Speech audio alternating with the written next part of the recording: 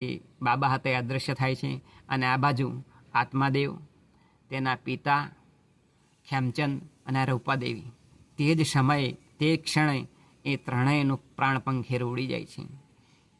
એટલે જ્યારે પેલા બાબા એ આવ્યા હતા અને પછી માલિકને એ બધા જ પૈસા 500 મુદ્રા આપી દીધી.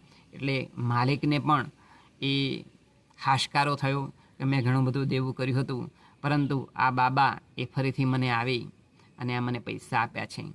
આમ આ મૂળ દૃષ્ટાંત દ્વારા સિદ્ધાંત સમજવાનો છે કે લક્ષ્મીજીને વિષ્ણુ ભગવાન કહે છે કે જુઓ, ખેમચંદ જે શેઠ હતા એમણે ચોરી કરી લીધેલી હતી 500 મુદ્રાની બાબા જોડેથી. તો એ બાબાએ કહ્યું હતું આશીર્વાદ કે તમારે ઘેર દીકરાનો જન્મ થશે. એટલે એ જ બાબા એ પોતે સ્વરૂપ લઈ અને આત્માદેવ તરીકે જન્મ્યા હતા